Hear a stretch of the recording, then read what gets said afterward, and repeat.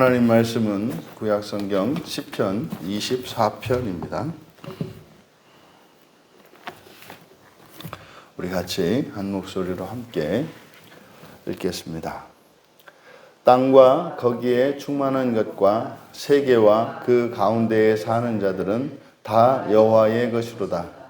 여호와께서 그 터를 바다 위에 세우시며 강들 위에 건설하셨도다. 여호와의 산에 오를 자가 누구며 그의 거룩한 곳에 설 자가 누구인가?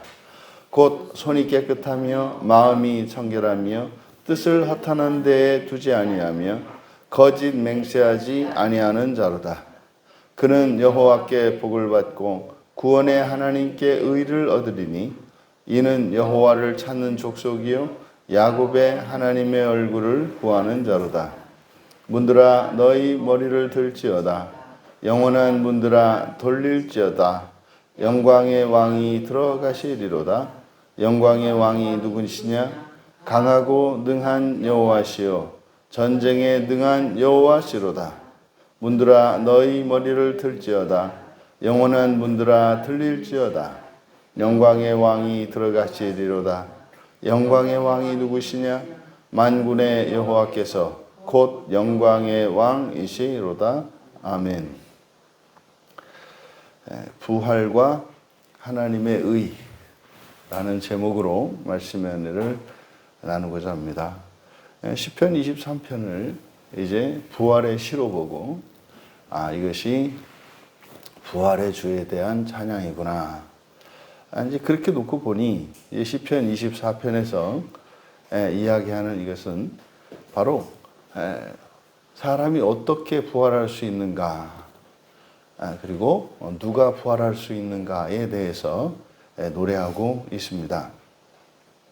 전체 10년으로 되어 있는데, 10절로 되어 있는데, 이 10절을 3년으로, 그래서 첫 번째 제1년에 해당하는 것이 1절과 2절로서 이것은 첫 창조에 나타난 하나님의 의, 이렇게 소제목을 붙여보았습니다. 첫 창조에 나타난 하나님의 의. 그리고 제2연에 해당하는 3절에서 6절은 새 창조 세계에 이르는 하나님의 의. 그리고 마지막 제3년에 해당하는 7절과 10절은 문이 열리게 하는 하나님의 의. 이렇게 소제목을 붙여보았습니다. 자, 그러면 1년에 해당하는 1절과 2절을 좀 살펴보면 땅과 거기에 충만한 것, 그리고 세계와 그 가운데 사는 것들 이렇게 되었는데, 세계와 그 가운데 사는 것 이렇게 하는 것보다는 이것을 그냥 충만한 것과 세계, 충만한 것과 세계, 이것을 붙여서 세계의 충만한 것, 그러니까 세계의 가득한 것, 그래서 셋으로 땅, 그리고 세계의 충만한 것, 그 다음에 가운데 사는 것들, 이렇게 셋으로 할 수 있겠고, 그 다음에 뒤에 여호와의 것이로다라고 하는 이게 이제 원문에서는 그냥 여호와께로 되어 있습니다. 여호와께. 그래서 이제 뭐 일반적으로 뭐 속해 있다 이렇게 이제 의역을 하게 되죠. 근데 그것보다는 시이기 때문에 여호와께라고 남겨두는 것이, 그래서 동사를 생략해서 이 시를 읽는 사람으로 하여금 거기에 동사를 나름대로 생각해서 집어 넣을 수 있도록 이렇게 여운을 두는 것이 더 좋겠다. 왜냐하면 뒤에 2절은 이유를 설명하고 있기 때문에 그래요. 그러니까 왜냐하면, 물론 지금 이렇게 우리말 성경에 의역한 것처럼 이게 다 여호와의 것이다. 왜냐하면 이러이러하기 때문이다. 이렇게 해도 별 무리는 없습니다만, 사실은 저는 이게 이제 뒤에 쭉 이어진 내용들을 보면 이제 하나님 나라에 들어가는, 부활하여 하나님 나라에 들어가는 이야기를 하는 것이기 때문에 이게 여호와의 것이다 라고 하는 것보다는 그 안에 모두 거하는 것은 여호와께 돌아간다. 뭐 이렇게 하는 것이 더 적당한 것으로 보입니다. 그래서 저는 여기에 동사를 넣으려고 한다면 땅과 세계의 가득 채운 것 그리고 그 안에 거하는 것은 여호와께 돌아간다. 뭐 이렇게 저는 동사를 생략한 것으로 보고 싶어요. 왜냐하면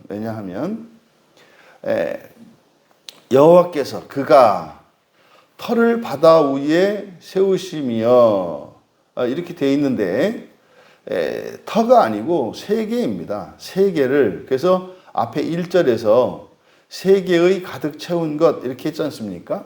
그래서 여기서는 터로 할 수가 없습니다. 그리고 터라는 단어가 있지가 않아요. 여기서 터를 바다 위에 있지만 터를 세우다 이게 이제 동사를 야사드라는 동사가 세우다라는 동사인데 이거를 터를 세우다라고 번역한 거예요. 근데 원문에는 대명사로 되어 있는데 이 대명사가 여성 대명사로 되어 있습니다.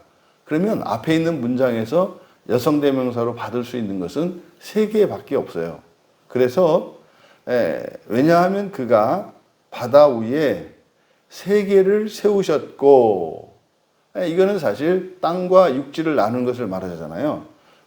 바다 위에 세계를 세우셨고 강들 위에 건설하셨기 때문이다. 여기서 이제 건설하다라고 하는 이 동사가 쿤인데 이 건설한다고 하는 것은 고정시킨다는 뜻이에요. 고정시킨다는. 그래서 바다와 육지로 나누고 육지에 강이 흐르고 있는 모습을 이야기한 겁니다. 그런데 이 모든 것이 여호와께서 하신 것이기 때문에 이 모든 것들은 창조주께로 돌아가는 속성이 있다는 거예요. 마치 연어의 회귀 본능처럼 이 창조 세계 전체가 하나님께서 하신 것이기 때문에 이 모든 것은 하나님께로 돌아가게 되어 있다는 거죠. 이것은 바꿔 말하면 이 세상과 그 안에 있는 모든 것이 하나님께서 여호와 하나님께서 창조하셨기 때문에 그 여호와 반드시 회복되어야 한다는 거예요. 반드시 회복되어야 된다. 왜?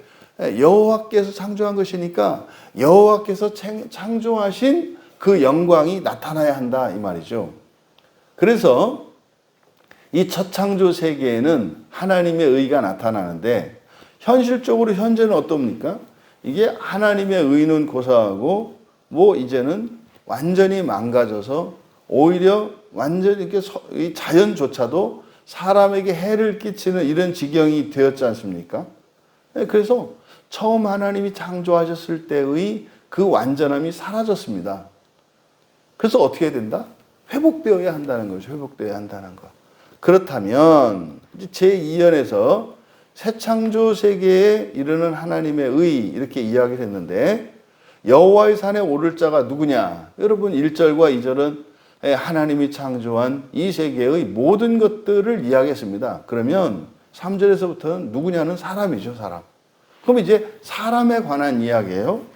3절에서 6절까지는 누가 여호와의 산에 오르고 누가 거룩한 곳에 설 것이냐? 누가? 그러니까 이 세상의 것들조차도 창조 상태에서 완전히 부패하고 망가져 버렸는데 그러면 사람 중에서 과연 그 누가 그 어떤 사람이 여기서 하나님의 전 거룩한 곳 이게 뭐겠습니까? 이거는 하나님 나라요, 천국이요, 낙원이요 이렇게 되는 거죠. 그러면 여기에 갈 수 있는 사람이 누구냐?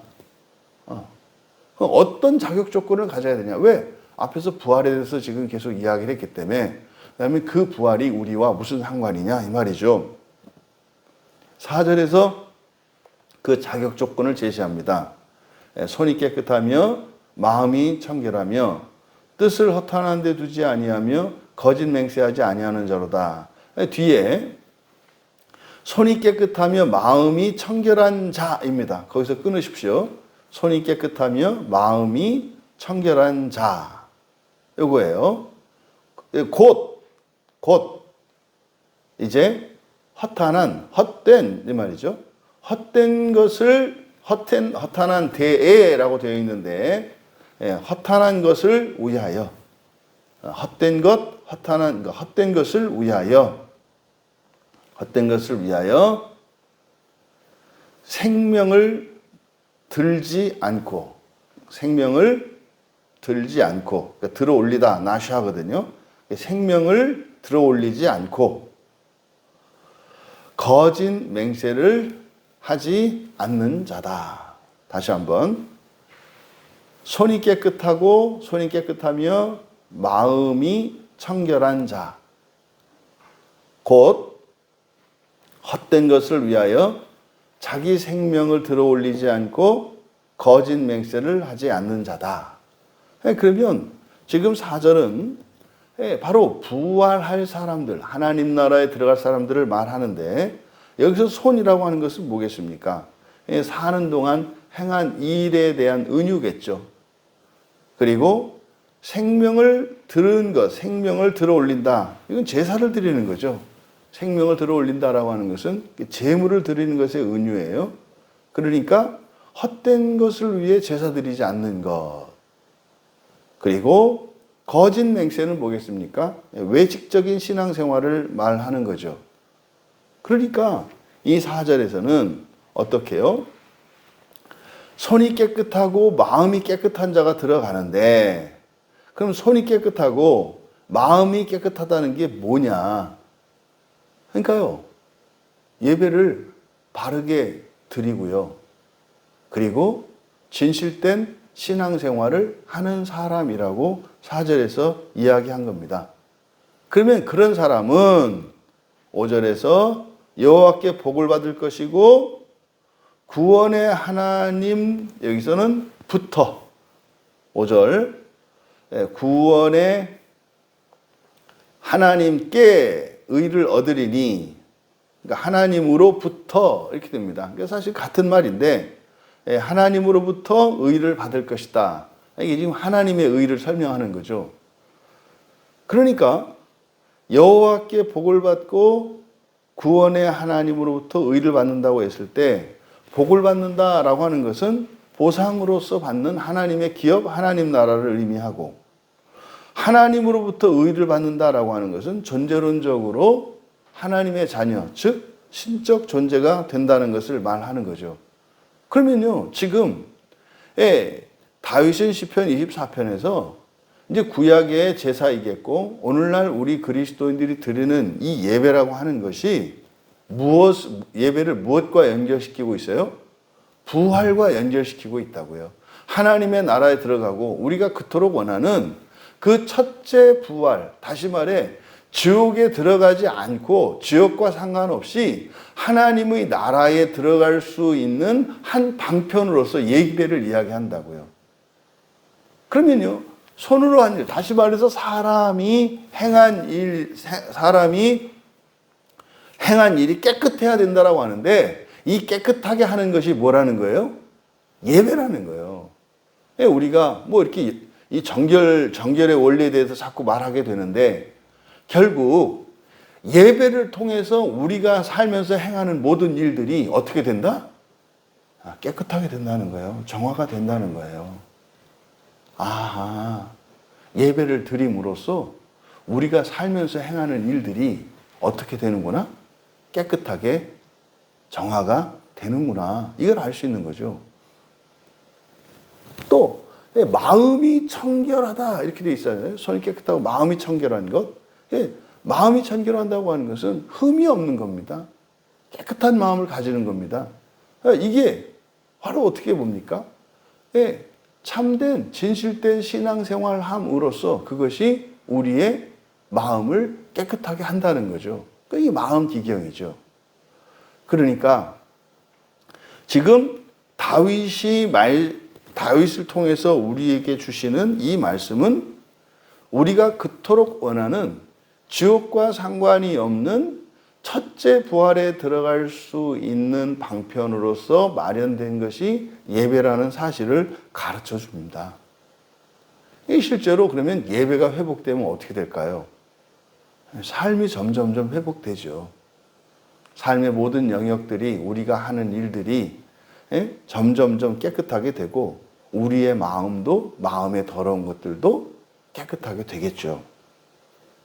이어 6절에 이것이 여호와를 당신의 얼굴을 찾아가는 6절 지금 우리말 성경은 이는 여호와를 찾는 족속이요 야곱의 하나님의 얼굴을 구하는 자로다 이렇게 되어 있습니다만 이것을 그대로 직역하면 이렇게 됩니다. 이것이 여호와를 당신의 얼굴을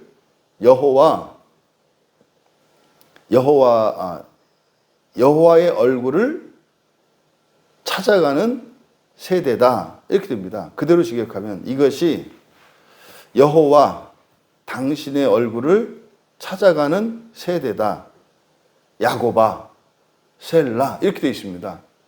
그러니까 이것은 바로 이 5절의 이야기는 뭡니까? 복을 받고 그 보상으로서 하나님 나라를 받고 또 하나님의 의를 받아서 하나님의 자녀 신적 존재가 되는 것 이것이 여호와께 복을 받는 것이고 그렇게 받을 거라는 거예요. 그는 그렇죠. 그것이 여호와로부터 복을 받는 것이 바로 신적 존재가 되는 거이지 않습니까? 하나님의 나라를 받고 신적 존재가 되는 것인데 바로 예배를 통해서 이렇게 된다고 그랬는데 그러니까 이것이 다시 말해서 하나님의 나라를 받고 하나님의 자녀가 되는 이것이 뭐다? 그러니까 여호와의 얼굴을 찾아가는 이들이라는 거예요. 그럼 결국 여기서 이들이 여호와의 산에 오를 것이고 거룩한 곳에 설 것이다. 근데 이 여호와의 산 거룩한 곳이라고 하는 것은 종말론적으로는 하나님의 나라이겠습니다만 그리고 하나님의 현존 앞에 서는 것이겠습니다만 사는 동안 우리들이 바로 이 예배당에 와서 예배를 드리는 이것과 장차 첫째 부활하여 하나님의 집에 이르는 이것이 뭐 한다는 거예요? 비례한다는 겁니다. 그러면 우리가 예배를 드릴 때 하나님의 얼굴을 찾기 위하여 교회에 나와서 예배를 드린다면 그 사람이 바로 하나님 나라에 들어갈 수 있는 하나님의 의를 가진 사람이다라고 이야기를 하는 겁니다. 그러면 제3년에서 이제 영광의 왕을 위해서 문이 들릴 것. 이제 후렴구가 사용이 되고 있죠. 문들아 머리를 들지어다. 영원한 문들아 들릴지어다. 영광의 왕이 들어갈 것이다. 누가 그 영광의 왕이냐? 이게 이제 후렴구입니다. 7절과 8절, 9절과 10절에 후렴구가 사용되고 8절에서는 강하고 능한 여호와, 전쟁에 강한 여호와. 10절에서는 만군의 여호와, 그분이 영광의 왕이시다. 그러면 제3년에서 말하고자 하는 것은 뭡니까? 여기서 문이 열린다라고 하는 의미는 뭐겠습니까? 하나님 나라에 들어가는 것을 말하죠. 그러면 그 하나님 나라에 들어가려면 다시 말해서 그 문은 누구한테 열린다? 여호와 하나님께 열린다는 거예요. 자동으로 열린다는 거예요. 그러면 그 하나님 나라에 들어가기 위해서는 그 문을 통과해야 되는데 그 문을 통과하려면 무엇이 필요하다는 거예요? 하나님의 의가 필요하다는 거예요. 그럼 역으로 이야기했을 때 맨 앞에 1절에서 세상 모든 만물이 여호와께 이렇게 됐지 않습니까? 그러니까 모든 것들은 여호와께 돌아가게 되어 있다는 거예요. 모든 것들은 여호와께 돌아가게 되어 있다. 왜요? 여호와께서 그 모든 것을 창조하셨기 때문에. 그러면 회복되어지고 여호와께 돌아가려면 하나님의 의가 회복되어야 한다는 거예요. 그것을 위해서 지금 시편 24편은 우리들에게 깨끗한 손이 깨끗하고 마음이 청결한 것을 이야기를 하는데 그것이 곧 무엇에 의해서 이루어진다? 예배를 통해서.